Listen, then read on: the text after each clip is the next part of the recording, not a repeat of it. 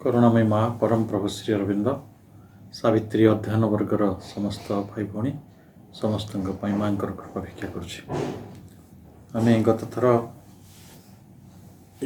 Book 1 canto 2 दईसु तार पृष्ठा 17 थिबा 221 पर्यंत धाड़ी गुड़िक अध्ययन करथिले। मु आपण मानकु मन पकई दूची आमे जहाँ आलोचना करथिले जे जो माने दिव्य कर्मर गुरुभार बहन करी जगत को आसंती एवं से माने समस्ते गोटे प्रकार मिशन चाइल्ड बा गोटे लक्ष्य नहीं जगतर बृहत्तर लक्ष्य नहीं जगत बंचु थांती से माने सब बड़ एंड ग्रेट बोली श्री अरविंद कहते से माने पृथ्वीर दायित्व नहीं दायित्व नवाटा निश्चित भाव में गोटे ज्ञान आलोकर कथा एवं जिते बड़े से बड़ एंड ग्रेट ये जगत रे बंचती गोटे बड़ सरल कथा हूँ जे से कठोर परीक्षार सम्मुखीन होते जीवन साधारण जीवन परी नुहे जीवन रे अमाप दुख रही था अनेक कठोरता रही था जो कठोर परीक्षा एवं सी पार्थिव विवर्तन जे अधीश्वर जी तीन टा जिनिस को सब बेले विवर्तन व्यवहार करछंती गोटे मृत्यु पतन और दुख को तेणु मृत्यु को से व्यवहार करी आमर पतन को व्यवहार करी जोटा को से कही डेथ फॉल एंड सरो एज द स्पिरिट्स रोड्स तो सेटा को जिते से सम्मुखीन होती एवं तांकर जो अमर आत्मा सावित्री कारण जेहेतु से एक विराट सत्ता स्वाभाविक भाव में आत्मार जो विशालता अच्छी से विशालता जरिया सृष्टि चक्र रे थिबा जो गहर गुड़िक रही अवचेतन रही था अचेतना रही था से अचेतना और अवचेतनार जो गहर गुड़ी को से आलोकित करने को चेष्टा करुछंती। तेणु आम एक कथा पढ़ी जे ई मृत्यु जंत्रणा पतनटा कहीं प्रकृतिर एक व्यवस्था ही रही कहीं ताड़न दंड जोटा को आम श्रीअरविंद कहते गोड्स स्पिरिट्स गोड्स आत्मा को कि गज को ताड़न दंड द्वारा तार मस्तक प्रहार करके चला जाए से भली सते जेपरी आम आत्मा को यही मृत्यु पतन और शोकर ताड़न दंड व्यवहार करी जने महाप्रकृति चालित करुछंती एटा स्वाभाविक भाव में मनुष्य को जागृत करने मनुष्य को गोटे प्रबल दंड दि जाऊँगी चाबुक प्रहार करा जाउछि। देखिए आजिकल स्कूल कॉलेज रे दंड नहीं किंतु जो शिक्षा व्यवस्था भारतवर्ष आरंभ होता चाटशाली रे प्रबल दंड व्यवस्था रही एवं आम जो जीवजंतु मान को कम लगाऊ से बलद हो घोड़ा हो गध हो जो कम आम मनीष लगाए प्रचुर भाव में दंड दिए मनुष्यटा गोटे प्रकार अज्ञानी थिला तार जो अज्ञानता तार जो मूढ़ता तार जो अहंकार युड़िक सहजरे भांगव नहीं एवं से अहंकार और अज्ञानतार तार जो बेड़ी तार जो बंधन ताकू चाबुक प्रहार करी दंड व्यवस्था जरिया हुए तो जागृत करने प्रेरणा प्रदान करने गोटे प्रकार चेष्टा कर अवश्य जब प्रैक्टिकली देखिए ଅନେକ ସମୟରେ ଜଣନ୍ତୁ ଜଣେ ଲୋକ ତାର ସାଧନା କିଛି କରନ୍ତି ନାହିଁ, ଆଉ ଜଣେ ଲୋକ ତାଙ୍କୁ ବାରମ୍ବାର ଯଦି ବାଧ୍ୟ କରନ୍ତି, କାହିଁକି ସାଧନା କରୁନ, କାହିଁକି ବୁଲୁଛ, କାହିଁକି ଅବହେଳା କରୁଛ, ତ ନ୍ୟାଚୁରାଲି ସେ ଟିକେ ସାଧନା ତ କରିବେ ନା। ତ ଟିକେ ଆକଟଟା ଦରକାର ପଡ଼ୁଛି। ଆମେ ପିଲାମାନଙ୍କୁ ଯଦି ଆକଟ ନ କରିବା ସେମାନେ କିଛି କାମ ବି ସହଜରେ କରନ୍ତି ନାହିଁ। ତ ପ୍ରକୃତିର ଗୋଟେ ସେମିତି ଆକଟ କରିବାର ବା ଗୋଟେ ତାଙ୍କୁ ନିୟନ୍ତ୍ରିତ କରିବାର, ପରିଚାଳିତ କରିବାର ଗୋଟେ ବ୍ୟବସ୍ଥା ରହିଛି ଏବଂ ସେଇ ପରିଚାଳନା ବ୍ୟବସ୍ଥାରେ ମୃତ୍ୟୁ ଆସିଛି। ସେଇ ପରିଚାଳନା ବ୍ୟବସ୍ଥାରେ ଆଉ ଦୁଇଟି ଅଙ୍ଗ ହେଲା ପତନ ଏବଂ ତାର ଦୁଃଖ ସୁଖ, ଯେଉଁଟାକୁ ଆମେ ସଫରିଂ ବୋଲି କହୁଛୁ, ବେଦନା। ତେଣୁ ଏଇ ପୃଥିବୀରେ ଯେଉଁଠିକି ବଡ଼ ଗ୍ରେଟ୍ ମାନେ ଆସିଛନ୍ତି ସେମାନେ ପୂର୍ଣ୍ଣ ସତ୍ତା, କିନ୍ତୁ ଯେଉଁଠି ସେମାନେ କାମ କରିବେ ସେଇଠି ଅପୂର୍ଣ୍ଣ ସତ୍ତା ଗୁଡ଼ିକ ରହିଛି, ଅପୂର୍ଣ୍ଣତା ରହିଛି। ତେଣୁ ଧରନ୍ତୁ ଜଣେ ବ୍ୟକ୍ତି ଆସି ଦେଖିଲେ ଆମ ଏଇ ରୁମ୍ଟି ସଫାସୁତୁରା ନାହିଁ, ତେଣୁ ସିଏ ଭାରି ସଫାସୁତୁରାକୁ ଭଲ ପାଆନ୍ତି, ତେଣୁ ନ୍ୟାଚୁରାଲି ସିଏ ତାକୁ ସଫାସୁତୁରା କରିବେ। ତେଣୁ ଅପୂର୍ଣ୍ଣତା ଯାହା ରହିଛି ଏ ଜଗତରେ, ଯେତେବେଳେ ସେଇ ମହାନ ସତ୍ତା ମାନେ ଏ ଜଗତକୁ ଆସନ୍ତି, ସବୁ ମହାପୁରୁଷ ସବୁ ବିଭୂତିମାନଙ୍କ ପାଇଁ ଉଦ୍ଦିଷ୍ଟ ଯେ ସେମାନେ ପ୍ରଥମେ ଏଇ ଅପୂର୍ଣ୍ଣତାଟାକୁ ଅତିକ୍ରମ କରି ପୂର୍ଣ୍ଣତାର ପରିସର ଭିତରକୁ ପ୍ରବେଶ କରିବା ପାଇଁ ଚେଷ୍ଟା କରନ୍ତି ଏବଂ ସେଥିପାଇଁ ଅନେକ କଠୋର ପରୀକ୍ଷାର ସମ୍ମୁଖୀନ ହୁଅନ୍ତି।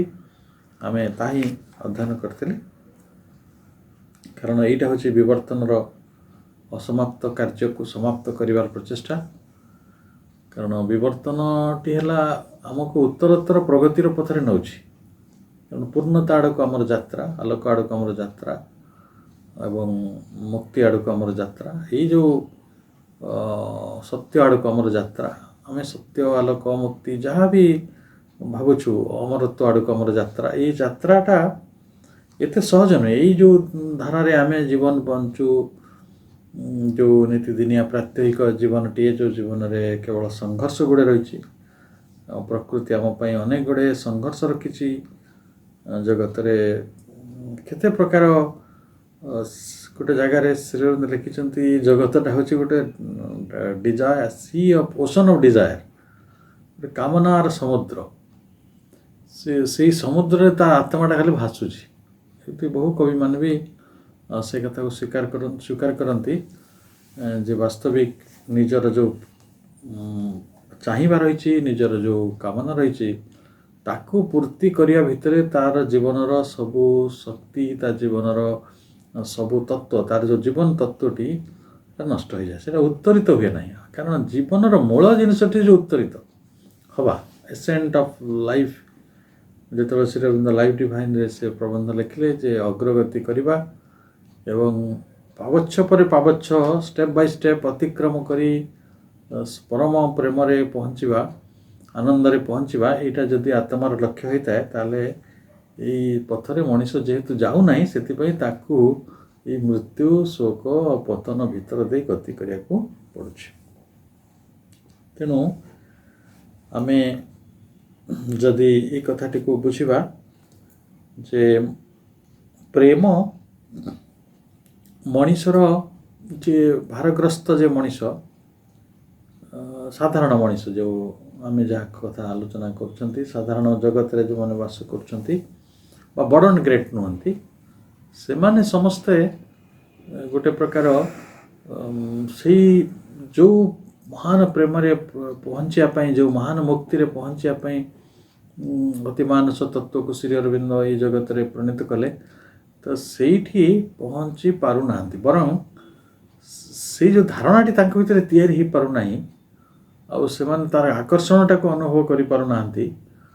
ଏବଂ ତାହା ହିଁ ପ୍ରକୃତରେ ଆଜିର ଯେଉଁ ବିଡ଼ମ୍ବନାର ବଡ଼ କାରଣ। ଆଜି ଜଗତରେ ଏତେ ଦୁଃଖ ବେଦନା ରହିବାର ମୂଳ କାରଣ ଗୁଡ଼ିକ ସେୟା ଯେ ଆମେ ତତ୍ତ୍ୱତଃ ଜୀବନଟାକୁ ବୁଝିପାରୁନାହୁଁ, ଆଉ ଜୀବନର ମୂଳ ସ୍ୱରୂପ କ'ଣ, ଆଉ ସେ କେଉଁଠିକି ଅଗ୍ରଗତି କରୁଛି, କେଉଁ ଦିଗରେ ଯାଉଛି, ଏସବୁ କଥା ଗୁଡ଼ିକ ଆମେ ଜାଣିପାରୁନୁ। କିନ୍ତୁ ବିବର୍ତ୍ତନର ଯେ ଅଧୀଶ୍ୱର, ଯିଏ ପରମ ଈଶ୍ୱର, ଆଉ ଯିଏ ପ୍ରକୃତରେ ଏଇ ପ୍ରକୃତିର ମହାଲୀଳାକୁ ସଂଗଠିତ କରାଉଛନ୍ତି, ସିଏ ସବୁ କଥା ଜାଣନ୍ତି।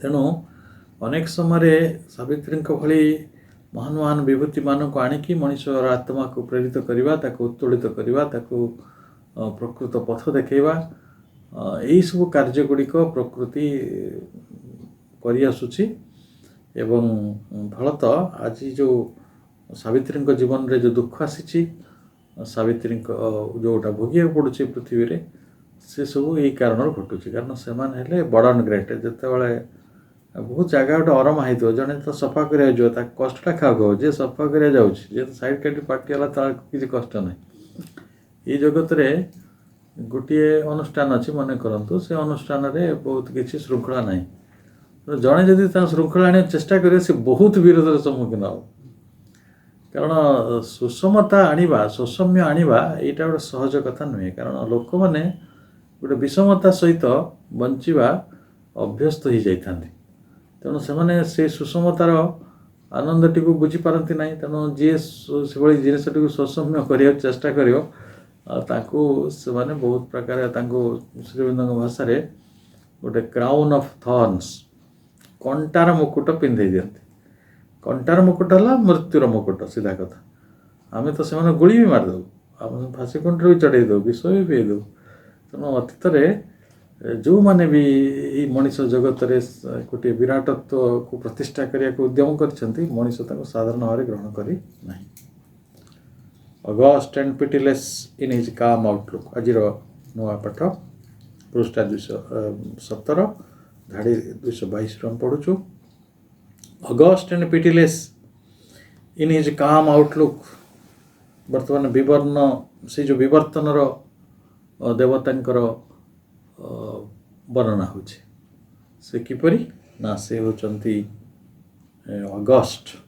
अगस्ट टाला आमे को ना we secure august presence august माने शुभ मंगलकर ये विवर्तनर देवता नथिले आमे कोन सतरे पाहाच पर पाहाच एतिक अग्रगति करि पारि थांते जीवन जड़ स्तर प्राण को आसवा प्राणर उन्मीलन मनर सृष्टि हुआ मन पुणी उच्चतर मन आलोकित मन ये जो गति होची सेटा संभव होता ना एवं विवर्तनर जे अधीश्वर अच्छंती तांकर उपस्थिति सब बेले अगस्ट मंगलकर शुभकर खाली अगस्ट नुहे आ गोटे कथा जोड़ी दिखाई से पिटिलेस किसी दया ना निर्दय अर्थात से हम ही हम ताकू परिवर्तन बा रूपांतर हम ताकू यू कैंट स्टॉप आपड़ जिते बाधा दिंतु ये जगत रे बाधार किसी अभाव ना किंतु जिते बाधा देले मध्य विवर्तन ता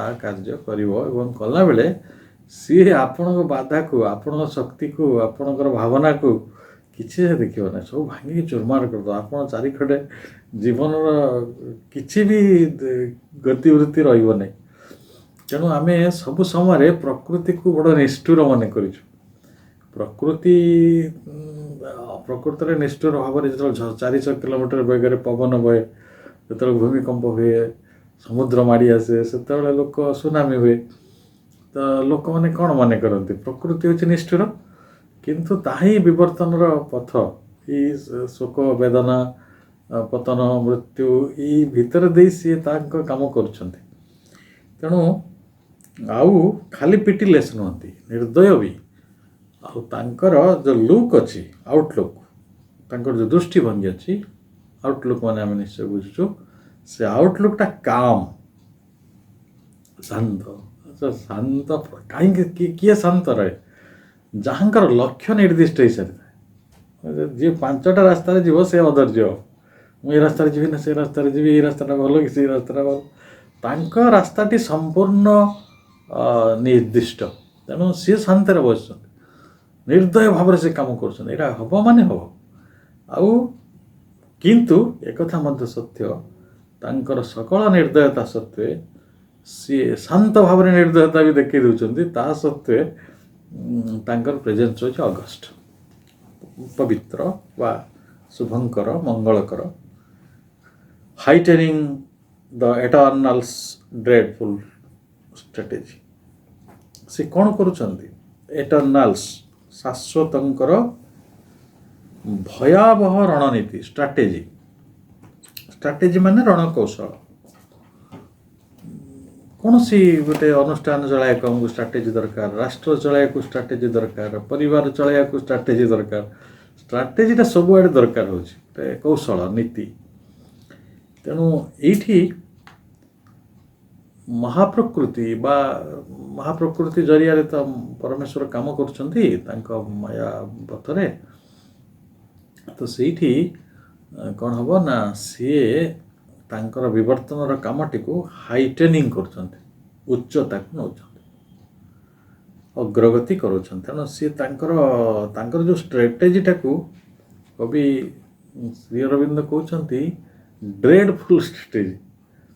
ଆମେ ଏସବୁ କୌଶଳ କରୁ ଜିତିବା ପାଇଁ, ବଞ୍ଚିବା ପାଇଁ କୌଶଳ କରୁନା, କିନ୍ତୁ ସେ କୌଶଳ ଗୁଡ଼ିକ ଡ୍ରେଡଫୁଲ୍ ନ ହେଇପାରେ, କିନ୍ତୁ ଏଟର୍ନାଲ୍ସ ଈଶ୍ୱରଙ୍କର ଯେଉଁ ଷ୍ଟ୍ରାଟେଜି ଅଛି, ଷ୍ଟ୍ରାଟେଜି କହିଲେ ଆମକୁ ବୁଝା ହେଲା କେଉଁଟା, ମୃତ୍ୟୁ, ଦୁଃଖ ଆଉ ପତନ, ଏଇ ଯେ ତିନିଟା, ତା ଭିତରେ କେଉଁଟା କହିଲେ ଡ୍ରେଡଫୁଲ୍ ନୁହେଁ? ମୃତ୍ୟୁ ଭୟଙ୍କର ନୁହେଁ ନା ଦୁଃଖଟା ଭୟଙ୍କର ନୁହେଁ? ଲୋକର ଦୁଇଟା ଗୋଡ଼ କଟିଗଲାଣି, ତା ଦୁଇଟା ହାତ କଟିଗଲାଣି, ଏତ ଲୋକଟା ବଞ୍ଚିଛି। ଲୋକର ମାନେ କେତେ କ'ଣ କ୍ଷୟକ୍ଷତି ଭିତରେ ମଣିଷଟି ବଞ୍ଚୁଛି। ତେଣୁ ଆମେ ଭଲ କରି ବୁଝୁ ଯେ ପ୍ରକୃତିର ଯଦିଓ ଆମକୁ ଏଇଟା ନିର୍ଦ୍ଦୟ ଲାଗୁଛି, ପିଟିଲେସ୍, ଯଦିଓ ଲାଗୁଛି ଏଇଟା ଡ୍ରେଡଫୁଲ୍, କିନ୍ତୁ ସେଇ କାମଟି ତ ହେବ, ତାକୁ ତ କେହି ରୋକିପାରିବେ ନାହିଁ, ବିବର୍ତ୍ତନ ତ ହେବ। ତେଣୁ ସେ ସେଇ କାମଟି କରୁଛନ୍ତି, ଶାନ୍ତ ଭାବରେ କରୁଛନ୍ତି, ତାଙ୍କ କାମ୍ ଆଉଟଲୁକ୍ରେ କରୁଛନ୍ତି। କାରଣ ତାଙ୍କର ଆଉ ବେଶୀ କିଛି କାମ କରିବାର ନାହିଁ। ଆମ ଭଳିଆ ଆମେ ଯେମିତି ହଜାରଟା ଧନ୍ଦାରେ ଥାଉ, ହଜାରଟା କାମରେ ଥାଉ, ତାଙ୍କର କିଛି କାମ ନାହିଁ। ସେ ଖାଲି ଗୋଟିଏ କାମ ଧରିଛନ୍ତି ଯେ ଏଇ ଆତ୍ମା ଗୁଡ଼ିକ ଜଡ଼ରୁ ନିଶ୍ଚେତନା ଭିତରୁ ଅତି ଚେତନା ଆଡ଼କୁ ଯାତ୍ରା କରିବେ। ମଗ୍ନ ଚେତନା ଭିତର ଦେଇ, ଅବଚେତନା ଭିତର ଦେଇ ସେଇ ଚେତନାର ଯାତ୍ରା କରାଇବ ସେ ବିବର୍ତ୍ତନଟି। ତେଣୁ ସିଏ ନିର୍ଦ୍ଦିଷ୍ଟ, ତାକୁ କିଛି କୌଣସି ବାଟରେ ଯଦି ମୁଁ ଫୁସଲି କରେଇବି, ଆମେ ଯେମିତି ଜାଣନ୍ତୁ ଗୋଟେ ଜଜ୍ ଆମକୁ ଫାଶୀ ଦଣ୍ଡ ଦେଇଛନ୍ତି, ଅଥଚ ଆମେ ତାକୁ ଗୋଟେ ବହୁତ ବଡ଼ ଆନ୍ଦୋଳନ ହେଲା ଦେଶରେ, ଆଉ କୋଟି କୋଟି ଲୋକ ତାଙ୍କ ସପକ୍ଷରେ ବାହାରିଲେ, ସେଇଠୁ ଜଜ୍ ଟିକେ ବି ପଛେଇବେ, ହୋଲ୍ଡ ହେଇଯିବ। ଏଇଠି ତ କିଛି ହେବାର ନାହିଁ ନା। ଏଠି କ'ଣ କେଉଁ କାହା ପାଖରେ ଫେରା ଦେବେ? କେହି ତ ଫିଜିକାଲି ନାହାନ୍ତି, ସବୁ ତ ସଟଲ୍ କ୍ଷେତ୍ରରେ ହେଉଛି, ସୂକ୍ଷ୍ମ ଜଗତରେ ଘଟୁଛି। ତେଣୁ ବିବର୍ତ୍ତନର ଯେଉଁ ପଥଟି ଅଛି ସେଇଟା ଗୋଟେ ସ୍ଥୂଳ ଜଗତରେ ଦିଶୁଛି, କିନ୍ତୁ ଏ ସବୁ କୌଶଳ ଗୁଡ଼ିକ ସୂକ୍ଷ୍ମ ଜଗତରେ କରାଯାଇଛି, ଯାହାକୁ ପ୍ରତିବାଦ କରାଯାଇପାରିବ ନାହିଁ, ଯାହା ପାଖରେ କାନ୍ଦି ହେବ ନାହିଁ, ଯାହା ପାଖରେ କିଛି ବି କରାଯାଇ ନପାରେ। ତେଣୁ ଭଡ଼ଚୁକୁ ଅନେକ ସମୟରେ ସେଇଟା ଡ୍ରେଡଫୁଲ୍ ଲାଗିଛି। ଜଣେ ମଣିଷ ଯେମିତି ଭାବୁଛି ଆଜି ମୋତେ ଜନ୍ମ ହେଇଛି ମାନେ ମୋତେ ମରିବାକୁ ପଡ଼ିବ। ଆଚ୍ଛା କୁହନ୍ତୁ ତ, ଜଗତରେ ଆମେ କେତେ ଆନ୍ଦୋଳନ କଲେ ମୃତ୍ୟୁଟା ଘୁଞ୍ଚି ଯାଇପାରିବ? ଯଦି ସାରା ପୃଥିବୀର ଲୋକ ଗୁଡ଼ିକ ଆନ୍ଦୋଳନ କରନ୍ତି, ତାଙ୍କ ସରକାରମାନଙ୍କର ଯେତେ ସବୁ ଆର୍ମି ଅଛି, ତାଙ୍କର ଯେତେ ସବୁ ଫୋର୍ସ ରହିଛି, ସବୁଗୁଡ଼ିକ ବ୍ୟବହାର କରାଯାଏ, ତାହେଲେ କ୍ୟାନ୍ ୱି ଡୁ ଦ୍ୟାଟ୍? ଗୋଟେ ଛୋଟ ଚଢ଼େଇର ମୃତ୍ୟୁକୁ ବି ଆମେ ରୋକିପାରିବା ନାହିଁ। ତେଣୁ ପ୍ରକୃତିର ଯେଉଁ କାର୍ଯ୍ୟ ଅଛି ତାହାର କେହି ବି, ଆମେ ଗୋଟେ ମୋଟେଡ୍ ଡି ଆଥରଙ୍କର ଗୋଟେ କବିତା ମୋର ମନେ ପଡ଼ୁଛି। ଜଣେ ରାଜା ଥିଲେ, ସିଏ ନିଜକୁ ବହୁତ ବହୁତ ପାୱାରଫୁଲ୍ ମନେ କରୁଥିଲେ। ତାଙ୍କ ମନ୍ତ୍ରୀମାନେ କହିଲେ ୟାର ଅହଙ୍କାର ନ ଭାଙ୍ଗିଲେ ଏ ଲୋକଟା ତ ବଡ଼ ମୁସ୍କିଲ କରୁଛି। ଦିନେ ତାକୁ ଗୋଟେ ସମୁଦ୍ର କୂଳକୁ ନେଇଗଲେ। ଅଧେ କହିଲେ ଆପଣ ଦେଖନ୍ତୁ କେଡ଼େ ବଡ଼ ରାଜା, ପ୍ରତାପୀ ରାଜା, ଆପଣଙ୍କ ନାଁ ଶୁଣିଲେ ଶତ୍ରୁ ବି ଚିନ୍ତିତ ହେଇଯାଉଛି, ତାକୁ ରାତିରେ ନିଦ ହେଉନି, ଆଉ ଆପଣ ପ୍ରବଳ ପରାକ୍ରମୀ, ପ୍ରବଳ ଶୌର୍ଯ୍ୟବାନ ରାଜା। ତ ଆପଣ ଗୋଟେ କାମ କରନ୍ତୁ, ଏଇ ସମୁଦ୍ର ଲହଡ଼ିମାନଙ୍କୁ ଆଦେଶ ଦିଅନ୍ତୁ, ସେମାନେ ଫେରିଯାଆନ୍ତୁ। ଗୋଟେ ରାଜା ବାରମ୍ବାର ସମୁଦ୍ର ଲହଡ଼ିମାନଙ୍କୁ ଆଦେଶ ଦେଲେ, ଏ ଲହଡ଼ିମାନେ ସବୁ ଫେରିଯାଅ, ଲହଡ଼ିମାନେ ଫେରିଯାଅ। ତାପରେ କହୁଛି ନିଷ୍ପନ୍ଦଟିଆ, କାହିଁ କେହି ତ ଫେରୁନାହାନ୍ତି। ତେଣୁ ପ୍ରକୃତି ଯେତେବେଳେ ତା'ର କାର୍ଯ୍ୟ କରିବ, ସେ ଲହଡ଼ି ଆସିବ। ସୂର୍ଯ୍ୟୋଦୟକୁ ଆମେ ରୋକିପାରିବା? ଆମ ପାଖରେ ପରମାଣୁ ବୋମା ଅଛି, ଆମ କହିବା କାଲିଠାରୁ ସୂର୍ଯ୍ୟୋଦୟଟାକୁ ଆମେ ରୋକି ଦେଇପାରିବା। ପ୍ରକୃତିର ଗୋଟେ ଚଢ଼େଇ ଛୁଆର ଜନ୍ମକୁ ବି କାଳେ ଆମେ ଶୁକ ପକ୍ଷୀ ଯେଉଁ କାହାଣୀ ଶୁଣିଥିବେ, ସେ ଯେତେବେଳେ ଅମରତ୍ୱର କଥା ଶିବ ପାର୍ବତୀଙ୍କୁ କହୁଥିଲେ, ସେ ତାଙ୍କ ପୁରା ଏରିଆରେ କ'ଣ ଜୀବ ରଖିନଥିଲେ, କିନ୍ତୁ ଗୋଟେ ଛୋଟିଆ ଗୋଟେ ଚଢ଼େଇର ଅଣ୍ଡା ରହିଯାଇଥିଲା। ସେ ଅଣ୍ଡା ଭିତରେ ଚଢ଼େଇଟି ଜନ୍ମ ହେଇଗଲା। ତାକୁ ଯେତେବେଳେ ଶିବ ରକ୍ଷା କରିପାରୁନାହାନ୍ତି, ଗୋଟେ ଚଢ଼େଇ ଛୁଆର ଜନ୍ମକୁ ରୋକି ପାରୁନାହାନ୍ତି, ତ ଆମେ ତ ଛାର ମନୁଷ୍ୟ, आमମାନଙ୍କର ଶକ୍ତିକୁ ଚିନ୍ତା କଲେ ଆମେ ତାକୁ ମୁଣ୍ଡପାତି ସହିବା ଛଡ଼ା କିଛି ରାସ୍ତା ନାହିଁ। କିନ୍ତୁ ଯେଉଁମାନେ ମୁଣ୍ଡପାତି ସହନ୍ତି ନାହିଁ ସେମାନେ ହେଲେ ବଡ଼ ଗ୍ରେଟ୍। ସାବିତ୍ରୀଙ୍କ ଜୀବନର ପ୍ରକୃତରେ କଠୋର ଅଗ୍ନି ପରୀକ୍ଷା। ସେ ଜାଣନ୍ତି ନିୟତି କ'ଣ, ସେ ଜାଣନ୍ତି ମଣିଷଟାକୁ କ'ଣ ଭୋଗିବାକୁ ପଡ଼ିବ, ମଣିଷ ହେଇକି ଜନ୍ମ ହେଲେ କ'ଣ କ'ଣ ପଥରେ ଆମେ ଯାଉଛୁ, ପୃଥିବୀର କ'ଣ ନିୟମ ଅଛି ଏସବୁ ଜାଣନ୍ତି। କିନ୍ତୁ ତା ସତ୍ତ୍ୱେ ତାଙ୍କ ଜୀବନରେ ଯେଉଁ ଏଇ ପୃଥିବୀର ଭାରଟିକୁ ଗ୍ରହଣ କରିବା, ପୃଥିବୀକୁ ବିବର୍ତ୍ତନର ପଥରେ ନେବା, ବିବର୍ତ୍ତନ ଦେବତାଙ୍କର ସହଯୋଗୀ ହେବା, ପ୍ରେମର ଦେବତାଙ୍କର ସହଯୋଗୀ ହେବା, ପ୍ରେମର ଦେବତାଙ୍କର ଆଧାର ହେଇକି ନିଜେ ବଞ୍ଚିବା, ଏଇସବୁ କାମ ଗୁଡ଼ିକ ସେ କରିଛନ୍ତି ଅମରତ୍ୱର କାର୍ଯ୍ୟ। He measured the difficulty with the might. ବର୍ତ୍ତମାନ ସେ ବିବର୍ତ୍ତନର ଦେବତାଙ୍କ କଥା କୁହାଯାଉଛି। ସେ କ'ଣ କରନ୍ତି, ଖାଲି ଭଗବାନଙ୍କର ଯେଉଁ ଡ୍ରେଡଫୁଲ୍ ଷ୍ଟ୍ରାଟେଜି ଅଛି, ଯେଉଁ ଭୟାବହ ରଣନୀତି ଅଛି, ତାକୁ ସିଏ କ'ଣ କରନ୍ତି, ଅତିକାୟ କରନ୍ତି ନାହିଁ, ହାଇଟାନି ଆହୁରି କ'ଣ କରନ୍ତି ନା he measured the difficulty with the might. ଆମ ଶକ୍ତି ଅନୁପାତରେ ସେ ବାଧାବିଘ୍ନ ଗୁଡ଼ିକୁ ପରିମାପ କରନ୍ତି, ମେଜର କରନ୍ତି। ମେଜର କରି କ'ଣ କରନ୍ତି, and dug more deep the gulf that all must cross. ସେ ଆହୁରି ଧରନ୍ତୁ, ଏଇଟା ବହୁତ ପ୍ରାକ୍ଟିକାଲ ଏକ୍ଜାମ୍ପଲ୍ଟେ। ଆପଣଙ୍କର ଯେତେବେଳେ ଲଙ୍ଗ୍ ଜମ୍ପ ହୁଏ କି ଗୋଟେ ହର୍ଡଲ୍ସ ରେସ୍ ହୁଏ, କି ଯେତେବେଳେ ଆପଣଙ୍କୁ ଗୋଟେ କ'ଣ ହାଇ ଜମ୍ପ ହୁଏ, ସେଥିରେ ଆପଣ ଧରନ୍ତୁ 4 ଫୁଟ ଡେଇଁଗଲେ, ସିଏ ଯିଏ ଜୁରି ସେ କ'ଣ କରିବେ, ଆପଣ ହାଇଟ୍ଟା ଆଉ ଟିକେ ବଢ଼େଇଦେବେ, ତାଇ ନା, ଆଉ ଟିକେ ବଢ଼େଇଦେବେ। ତ ଇଏ ସେୟା ହିଁ କରୁଛନ୍ତି। ଜୁରି କ'ଣ କରେ, ଆପଣ କେତେ ଡେଇଁଲେ ତାକୁ ମାପିବେ, ଆପଣ ମାଇଟ୍ ଯେଉଁଟା ଆପଣ ମାଇଟ୍ର ପରିମାପ ହେଉଛି, he measured the difficulty with the might. ଆପଣଙ୍କ ଶକ୍ତିର ପରିମାପ କେତେ ତାକୁ ମାପିଦେଲେ, ମାପିଦେଲା ପରେ ପୁଣି କ'ଣ କରିବେ, and dug more deep the gulf that all must cross.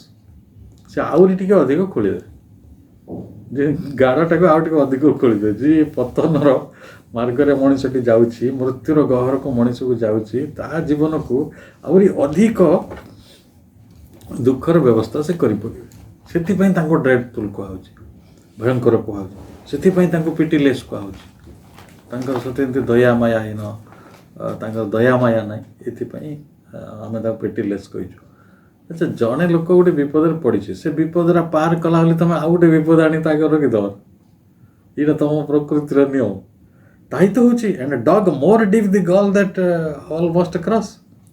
ଯେଉଁ ଗହ୍ୱରଟାକୁ ସମସ୍ତଙ୍କୁ ଅତିକ୍ରମ କରିବାକୁ ପଡ଼ିବ, ସେ ଗହ୍ୱରଟିକୁ ସେ ବିବର୍ତ୍ତନର ଦେବତା ସାବିତ୍ରୀଙ୍କ ପାଇଁ ଅଧିକ ଗହ୍ୱର କରିଦେଲେ।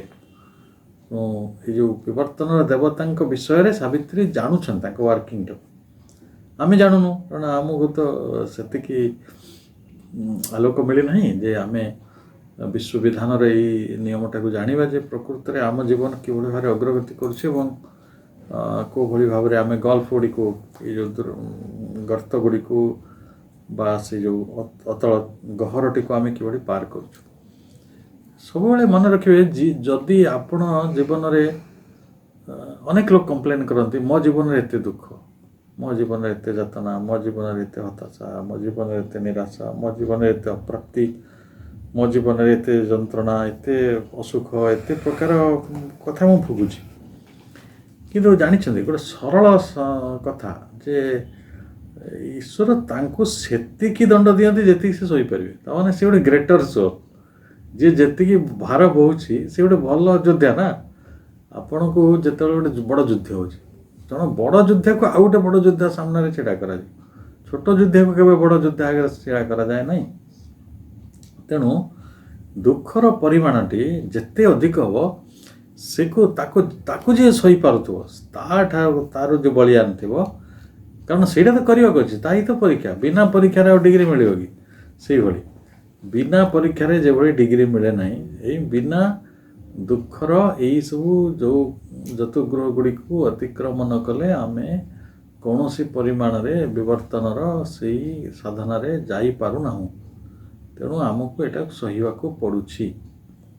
ସହିବା ଛଡ଼ା ବର୍ତ୍ତମାନ ବା ସଚେତନ ହେବା ଛଡ଼ା, ଜାଗ୍ରତ ହେବା ଛଡ଼ା, ଏଇ କାର୍ଯ୍ୟଟିକୁ ବୁଝିବା ଛଡ଼ା ଆମ ଆଗରେ ବିଶେଷ କିଛି ଉପାୟ ନାହିଁ।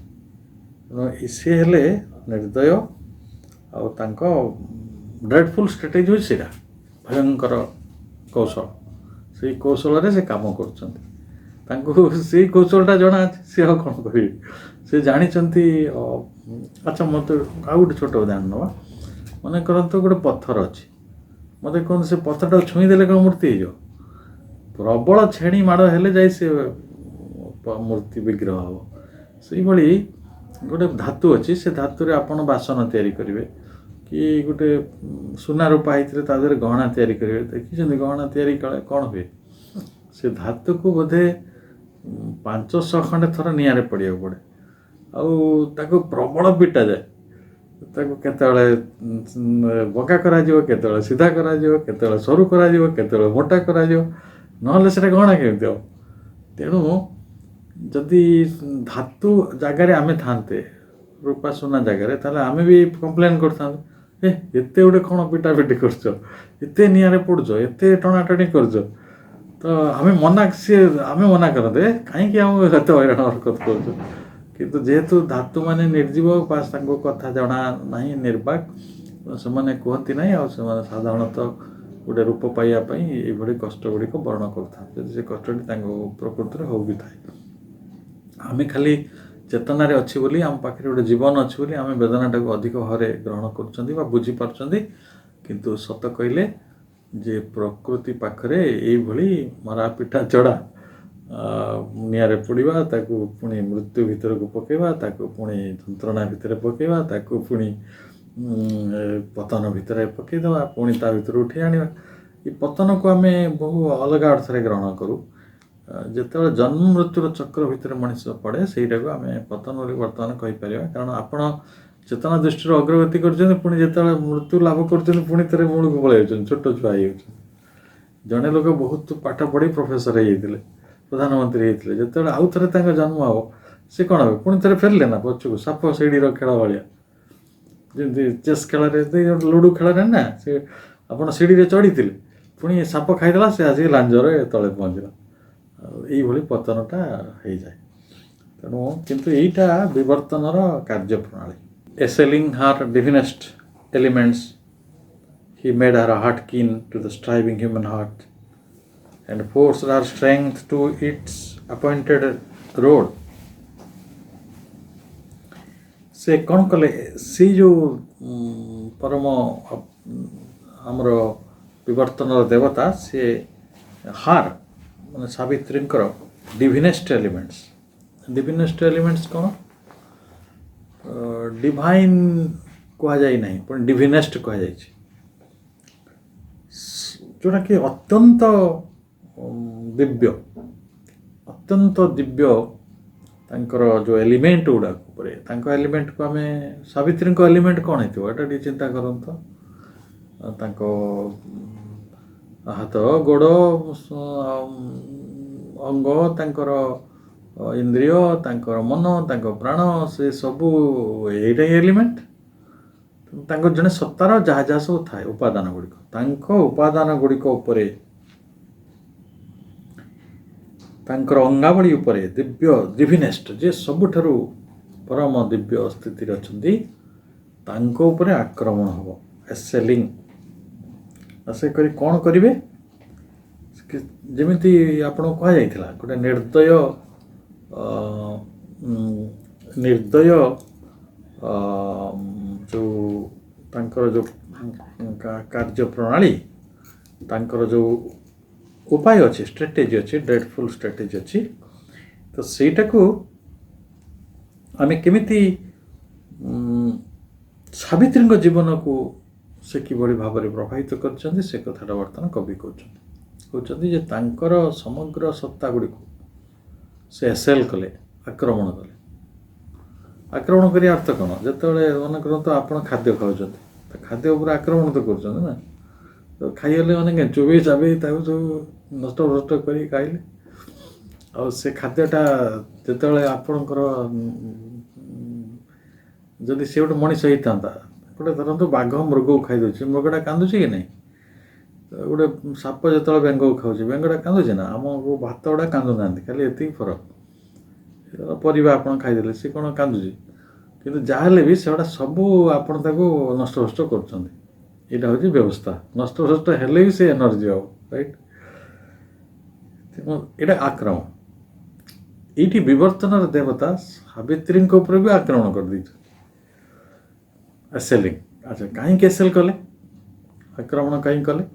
ତାଙ୍କ ଏଲିମେଣ୍ଟ ମାନଙ୍କ ଉପରେ। ସେ ପୁଣି ଡିଭିନେଷ୍ଟ ଏଲିମେଣ୍ଟ, ସେ ତ ସାଧାରଣ ନୁହେଁ, ଅସାଧାରଣ ଦିବ୍ୟତାର ଅଧିକାରୀ। ତେଣୁ ଅସାଧାରଣ ଦିବ୍ୟତାର ଏଇ ଅଧିକାରିଣୀଙ୍କ ଉପରେ ଆକ୍ରମଣ ହେବାର କାରଣ କ'ଣ? ତାର କାରଣ ହେଉଛି ହି ମେଡ୍ ହର ହାର୍ଟ କିନ୍ ଟୁ ଦ ଷ୍ଟ୍ରାଇଭିଂ ହ୍ୟୁମାନ୍ ହାର୍ଟ।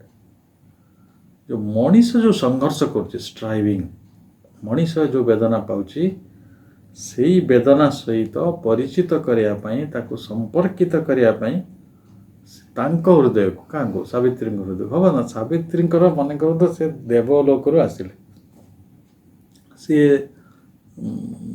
ମାନେ ସବିତା ପୁତ୍ରୀ, ସୂର୍ଯ୍ୟଙ୍କର ଆଲୋକଙ୍କର ପୁତ୍ରୀ, ଆଉ ତେଣୁ ତାଙ୍କୁ ବିରାଟ ତପସ୍ୟା ଭିତରୁ ତାଙ୍କର ଉଦ୍ଭବ।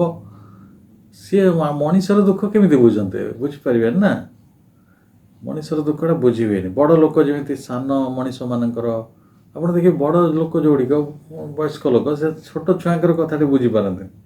ଛୋଟ ଛୁଆଟା କାହିଁ ଜିଦି କରୁଛି, କାହିଁ କାନ୍ଦୁଛି। ଧନୀ ଲୋକମାନେ ଗରିବ ଲୋକର କଥା ବୁଝିପାରନ୍ତି।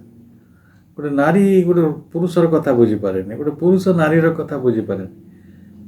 ଏଇ ଯେଉଁ ଡିଫରେନ୍ସ ରହିଛି ଜଗତରେ, ମଣିଷ ଆଉ ଦେବତାମାନଙ୍କ ଭିତରେ ଏଇଭଳି ଗୋଟେ ଫରକ ଅଛି। ଯେତେବେଳେ ବିବର୍ତ୍ତନର ଦେବତା, ଯଦିଓ ସିଏ ବହୁତ ଦିବ୍ୟ ଥିଲେ, ସାବିତ୍ରୀ ତାଙ୍କର ଉପରେ ହାମଲା କରିଦେଲେ, ଆକ୍ରମଣ କରିଦେଲେ, ସେ ଆକ୍ରମଣର ଏକ ଉଦ୍ଦେଶ୍ୟ ଥିଲା ଯେଭଳି ମଣିଷମାନେ ଏଠି ଯେଉଁ ଦୁଃଖ ପାଉଛନ୍ତି, ସେଇ ଦୁଃଖ ସମ୍ପର୍କରେ ସାବିତ୍ରୀ ପରିଚିତ ହୁଅନ୍ତୁ। ଯେଉଁଦିନ ରାଜା ଉପବାସ ରହିବେ, ସେ ପ୍ରଜାଙ୍କର ଉପବାସର କଷ୍ଟଟା ବୁଝିବେ ନା। ଠିକ୍ ଅଛି, ମନେ କରନ୍ତୁ ଜଣେ ଲୋକ କଷ୍ଟ, ଆମେ ପୂଜା, ସେ ଖାଇବା ପାଇଲାନି, ତାକୁ ପିନ୍ଧିବାକୁ ନାହିଁ, ତାକୁ ଶୋଇବାକୁ ଭଲ ଘର ନାହିଁ, ସେଇଟାକୁ ଜଣେ ଯିଏ ବହୁତ ଅୟସରେ ଅଛି, ବଡ଼ ଜୀବନ ବିତଉଛି, ସିଏ ବୁଝିପାରିବନି ଏତେ ସହଜରେ। ଖାଇବାକୁ ନ ମିଳିବାଟା କି ଜିନିଷ, ଅନାହାର କି ଜିନିଷ, ଦୁର୍ଭିକ୍ଷ କି ଜିନିଷ, କାରଣ ସିଏ ତାକୁ ଭୋଗି ନାହିଁ। ଏଇଠି ସ୍ୱାଭାବିକ ଭାବରେ ଯେହେତୁ ସାବିତ୍ରୀ ହେଉଛନ୍ତି ଦେବଂଶୀ, ସେ ନ୍ୟାଚୁରାଲି ମଣିଷର ଦୁଃଖ, ତାର ଯେଉଁ ବେଦନା, ତାର ଯେଉଁ ଯନ୍ତ୍ରଣା, ତାର ସଂଘର୍ଷଗୁଡ଼ିକୁ ନ ବୁଝିପାରିବାଟା ସ୍ୱାଭାବିକ।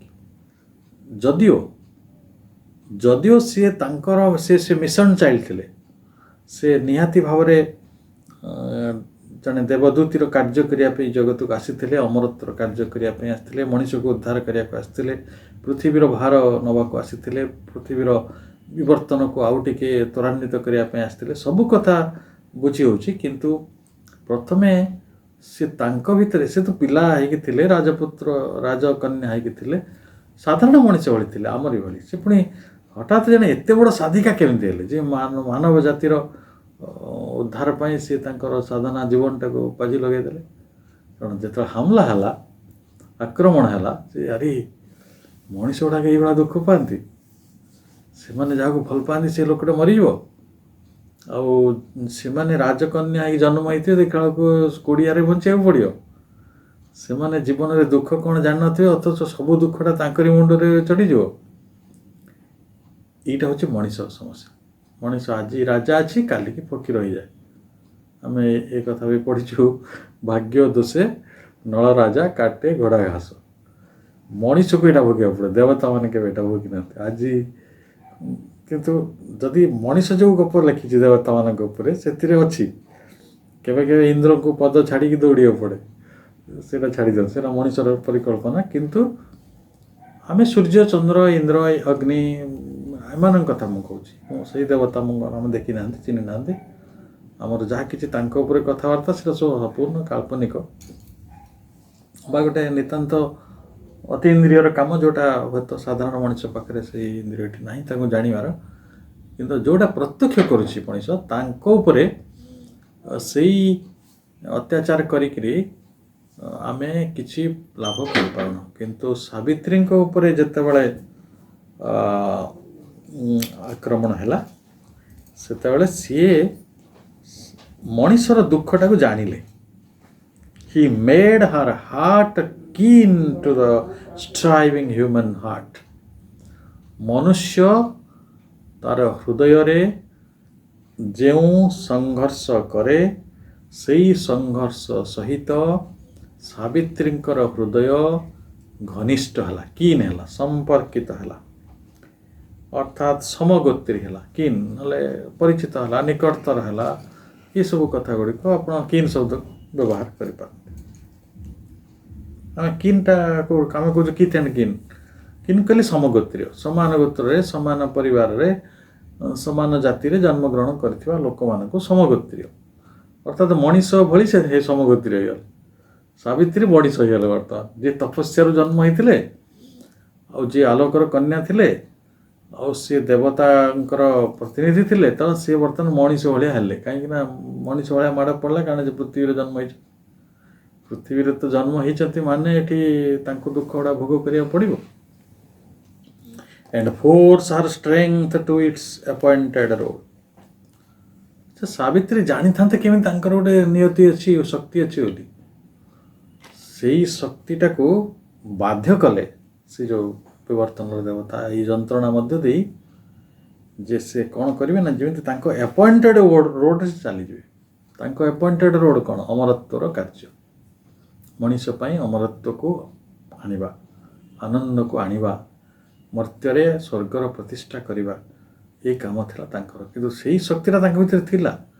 ଯଦି ଏଇ ସବୁ ଦୁଃଖ ଗୁଡ଼ିକ ଘଟି ନଥାନ୍ତା ତାଙ୍କ ଜୀବନରେ, ତାଙ୍କର ମାନେ ପ୍ରେମଟି ଭାଙ୍ଗି ନଥାନ୍ତା, ବୈଧବ୍ୟର ଗୋଟେ ବଡ଼ ବିପଦ ତାଙ୍କ ମୁଣ୍ଡ ଉପରେ ଟାଙ୍ଗି ଦିଆଯାଇ ନଥାନ୍ତା, ଆଉ ଯେଉଁ ଅସଚ୍ଛଳତା, ଯେଉଁ ପ୍ରକାର ଯନ୍ତ୍ରଣା, ଏକାକିତ୍ୱ, ନିସଙ୍ଗତା, ଏ ସବୁ ଗୁଡ଼ିକ ଯଦି ତାଙ୍କୁ ଘେରି ବସି ନଥାନ୍ତା, ତାହେଲେ ସେ ଆପଏଣ୍ଟେଡ଼ ରୋଡ଼ରେ, ଯେଉଁ ରୋଡ଼ଟେ ଯିବା ପାଇଁ ସେ ଆପଏଣ୍ଟେଡ଼ ହେଇଛନ୍ତି, ନିର୍ଦ୍ଧାରିତ ମାନେ ଭାବରେ, ପୂର୍ବ ନିର୍ଦ୍ଦିଷ୍ଟ ଭାବରେ ସେଟାକୁ ସ୍ଥିରୀକୃତ ହେଇଛି, ସେଇ ରାସ୍ତାରେ ସେ ଚାଲିନଥାନ୍ତେ। ତେଣୁ ବିବର୍ତ୍ତନର ଦେବତା ତାଙ୍କ ଉପରେ ଆକ୍ରମଣ କଲେ, ତାଙ୍କ ଉପାଦାନ ଗୁଡ଼ିକ ଉପରେ ଏବଂ ତାଙ୍କ ସତ୍ତା ଉପରେ କରିକି ତାଙ୍କୁ ମଣିଷର ଦୁଃଖଟା କ'ଣ ତାକୁ ବୁଝେଇଦେଲେ। ମଣିଷ ତାଙ୍କ ହୃଦୟରେ ଯେଉଁ ବେଦନା ପାଆନ୍ତି, ସେଇ ବେଦନାଟିକୁ ମଧ୍ୟ ସାବିତ୍ରୀ ଅନୁଭବ କଲେ। କାରଣ ଏଇ ଜଗତରେ କ'ଣ ଖାଲି ସାବିତ୍ରୀ ବୈଧବ୍ୟ ଭୋଗ କରିଥାନ୍ତେ? ଏଇ ଜଗତର ଅନନ୍ତ କୋଟି ମା ଭଉଣୀମାନେ ବୈଧବ୍ୟ ଭୋଗ କରୁଛନ୍ତି। ତାଙ୍କ ଏକାକିତ୍ୱଟା କେତେ ଭୟଙ୍କର, କେତେ ପ୍ରକାର ଯନ୍ତ୍ରଣା ଭିତରେ ଦେଇ ତାଙ୍କୁ ଯିବାକୁ ପଡ଼େ। ସେ ଦୁଃଖଟା ସହିତ ତାଦାତ୍ମ୍ୟ କେଉଁଠୁ ଆସିଥାନ୍ତା? ସେ ସାବିତ୍ରୀଙ୍କର ସେ ତାଦାତ୍ମ୍ୟ ହେଲା, ସେଟାକୁ କହନ୍ତି କିନ୍। ହି ମେଡ୍ ହର୍ ହାର୍ଟ କିନ୍ ଟୁ ଦ ଷ୍ଟ୍ରାଇଭିଂ ହ୍ୟୁମାନ୍ ହାର୍ଟ। ତେଣୁ ଯେତେବେଳେ ସେ ତାକୁ ନିକଟତର କରିଦେଲେ, ମୃତ୍ୟୁ ପାଶରେ ଏଇ ପୃଥିବୀ ସବୁବେଳେ ପଡ଼େ। ମୃତ୍ୟୁ ପାଶରେ ପଡ଼ିଲେ କ'ଣ ଦୁଃଖ ହୁଏ, ସେ କଥାରେ ଯେତେବେଳେ ସାବିତ୍ରୀ ଅନୁଭବ କଲେ, ସିଏ କହିଲେ ମୁଁ ମୃତ୍ୟୁ ଦେବତାଙ୍କର ସମ୍ମୁଖୀନ ହେବି। ଏଇଟା ହେଉଛି ତାଙ୍କ ଶକ୍ତି। ଏଇ ଶକ୍ତିଟିକୁ ତାଙ୍କ କାମରେ ଲଗାଇବା ପାଇଁ, ତାଙ୍କ ସାମର୍ଥ୍ୟଟାକୁ ପ୍ରକୃତରେ ଆହ୍ୱାନପୂର୍ବକ ତାଙ୍କୁ ଆଗକୁ ନେଇ ଆସିବା ପାଇଁ ଏଇଟା ଥିଲା ସେଇ ଯିଏ ବିବର୍ତ୍ତନର ଦେବତା, ତାଙ୍କର କାର୍ଯ୍ୟ ତାଙ୍କ ଉପରେ। ଅର୍ଥାତ୍ ଯେତେବେଳେ ମର୍ତ୍ତ୍ୟକୁ ଆମେ ଆସିବା, ମର୍ତ୍ତ୍ୟର ସମସ୍ତ ପ୍ରଭାବ ଗୁଡ଼ିକକୁ ଭୋଗ କରିବାକୁ ପଡ଼ିବ। ତେଣୁ ମର୍ତ୍ତ୍ୟର ଗୋଟେ ନିୟମ ବି ଅଛି, ସେଇଟା ଏଇଟା ବିବର୍ତ୍ତନର ପଥେ ଚାଲୁଛି, ଅଥଚ ସେ ମଣିଷ ଜାଣେ ନାହିଁ। କିନ୍ତୁ ସେଇ ବିବର୍ତ୍ତନର ପଥଟିକୁ ଅଧିକ ଆଲୋକିତ କରିବା, ଅଧିକ ସୂର୍ଯ୍ୟାଲୋକିତ କରିବା, ମା ଯେଉଁଠି କହିଛନ୍ତି ସନଲିଟ୍ ପଥ୍, ତା ପାଇଁ ସୌରଦୀପ୍ତ ପଥଟିଏ ତିଆରି କରିବାର କାର୍ଯ୍ୟ ସେ କଲେ। ଅର୍ଥାତ୍ ତାଙ୍କ ପାଖରେ ଯେଉଁ ଦିବ୍ୟ ସାମର୍ଥ୍ୟ ଥିଲା, ସେ ଦିବ୍ୟ ସାମର୍ଥ୍ୟକୁ ସେ ଅପଚୟ ଆଉ କରିନାହାନ୍ତି। ଆମେ କ'ଣ କରୁ? ଆମ ପାଖରେ ଯାହା ସାମର୍ଥ୍ୟ ଅଛି ସେଟା ସବୁବେଳେ ୱେଷ୍ଟେଡ୍, ସ୍ପଏଲ୍ଡ। ଆମ ପାଖରେ ଯେଉଁ ସାମର୍ଥ୍ୟ ଅଛି, ଯେହେତୁ ଆମେ ଗୋଟେ ସଚେତନ ଯାତ୍ରା କରୁନାହୁଁ, ବା ଆମ ପାଖରେ ସେଇଭଳି ଗୋଟେ ବିରାଟ ମିଶନ୍ ନାହିଁ, ଆଉ ଆମେ ସେ ଗ୍ରେଟନେସ୍ଟାକୁ ଅନୁଭବ କରିପାରୁନୁ, ଆମେ ବି ମାଡ଼ ପାଉଛୁ। ଦେଖନ୍ତୁ, ଆମେ ସମସ୍ତେ ଯନ୍ତ୍ରଣା ସିକ୍ତ, ଆମେ ସମସ୍ତେ ନିକଟରେ ମୃତ୍ୟୁ ଦେଖୁଛୁ, ଆମେ ନିଜେ ବି ଦିନେ ମୃତ୍ୟୁ କବଳିତ ହେବା, କିନ୍ତୁ ସେଇ କଥାକୁ ନେଇ ଆମର କିଛି ଚିନ୍ତା ନାହିଁ। ଯୁଧିଷ୍ଠିର ରାଜା ଯେମିତି କହିଥିଲେ ଯେ ସବୁଦିନ ମଣିଷ ମରୁଛି ଅଥଚ ନିଜେ ଭାବି ପାରୁନି ଯେ ମୋତେ ବି ଦିନେ ମରିବାକୁ ପଡ଼ିବ, ନିଜେ ବି ଦିନେ ଚିତାରେ ଶୋଇବାକୁ ପଡ଼ିବ, ଏଇ ଶରୀରଟି ମୋର ଦିନେ ଯିବ।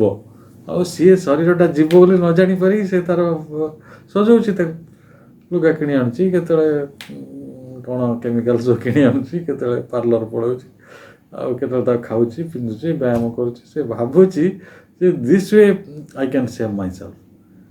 ମୋର ଜଣେ ଗୋଟେ ଛୋଟ ବନ୍ଧୁ ଅଛି କମ୍ ବୟସର, ସେ ଗୋଟେ ଭଲ କଥାଟେ କହୁଥିଲେ ଯେ ଆମେ ଯାହା ଯାହା ଏଇ ଜଗତରେ କରୁ ନିଜ ଶରୀର ରକ୍ଷା କରିବା ପାଇଁ ବା ମୃତ୍ୟୁକୁ ଦୂର କରିବା ପାଇଁ, ସେଇଟା ବଡ଼ ହାସ୍ୟାସ୍ପଦ। ଧରନ୍ତୁ ଜଣେ ଲୋକ ସାଧନା କଲେ, ଜଣେ ଲୋକ କିଛି ଶରୀରର ବ୍ୟାୟାମ କଲେ, କିଛି ତାଙ୍କ ଖାଦ୍ୟରେ କିଛି ନିୟନ୍ତ୍ରଣ କଲେ, at best you can delay your death but you can't avoid your death. ସାବିତ୍ରୀଙ୍କର କାମ ପରମାନେଣ୍ଟ କାମ ଥିଲା। ମନେ କରନ୍ତୁ ମୋର ଡ୍ରେସ୍ଟା ବାରମ୍ବାର ଛିଣ୍ଡି ଯାଉଛି, ମୁଁ ତାକୁ ଟିକେ ସିଲେଇ ମାରିଦେଉଛି, ରଫୁ କରିଦେଉଛି, ଟିକେ ମରାମତି କରିଦେଉଛି, କିନ୍ତୁ ଗୋଟେ ଦିନ ଆସିବ ସେ ମରାମତିରେ ସେ ପୋଷାକ ଉପରେ କାମ କରିବେନି। ଆପଣ ସୂତା ଲଗେଇଲା ମାନେ ସେ ଛିଣ୍ଡିଯିବ, ଅତି ଜୀର୍ଣ୍ଣ ହେଇଯିବ। 50-60 ବର୍ଷର ଗୋଟେ ଡ୍ରେସ୍ ତାକୁ କ'ଣ ପିନ୍ଧିପାରିବେ ସିଲେଇ କରି? ତେଣୁ ସେଟା ତ ବଦଳେଇବାକୁ ପଡ଼ିବ, ତାକୁ ରୂପାନ୍ତର ଆମେ କହୁଛୁ। ତେଣୁ ସେଇଟା ରୂପାନ୍ତରଟା ହେଉଛି ଗୋଟେ ଅସଲ କାର୍ଯ୍ୟ ଯେଉଁଟା ବିବର୍ତ୍ତନ କରିବାକୁ ଆସିଛନ୍ତି।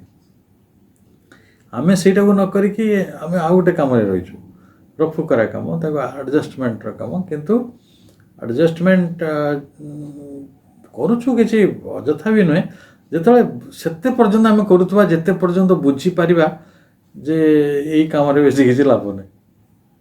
ରୋଗ ହେଲା, ଆମେ ଡାକ୍ତର ପାଖକୁ ପଳେଇଲେ, ଔଷଧ କିଣି ଆଣିଲେ, ଭଲ ହେଇଗଲେ, ପୁଣି ବୁଲିଲେ, ପୁଣି ରୋଗ ହେଲା। ଏଇଟା ସଲ୍ୟୁସନ୍ ନୁହେଁ। ଏଇ ଜଗତରୁ ମୃତ୍ୟୁ, ବ୍ୟାଧି, ଯନ୍ତ୍ରଣା, ବେଦନା ଏସବୁ କେମିତି ଯିବ, ଇଏ ତାର ଚିନ୍ତା କରିବାଟା ଜରୁରୀ। ଏବଂ ସେଇଟା ସମ୍ଭବ ହେବ ଆମ ଚେତନାର ଉତ୍ତରଣ କ୍ଷେତ୍ରରେ, ଯେତେବେଳେ ଚେତନା ସେତିକି ଅଗ୍ରଗତି କରିଯିବ। କିନ୍ତୁ ସେଇଟାକୁ ବୁଝିବାକୁ ପଡ଼ିବ। ଏଇଟା ହେଉଛି ସାବିତ୍ରୀଙ୍କର ଯୋଗ, ସାବିତ୍ରୀଙ୍କର ସାଧନା। ତେଣୁ ଆମେ ଆର ଆଲୋଚନାଟାକୁ ଏଇଠି ରଖୁଛନ୍ତି।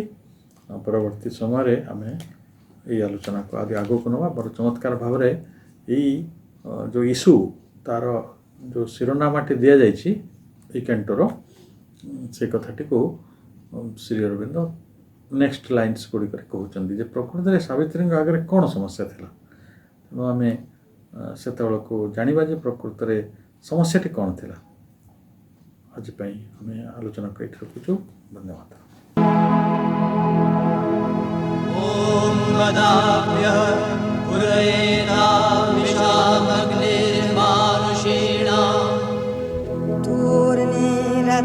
सदा नवः ॐ सावान विश्वाय भिजुजः क्रतुर्देवानाममृक्तः अग्निस्तु विश्रवस्तमः ॐ अभिप्रयांसि वाहसा दाश्वामश्नोति मरुतः स्वयं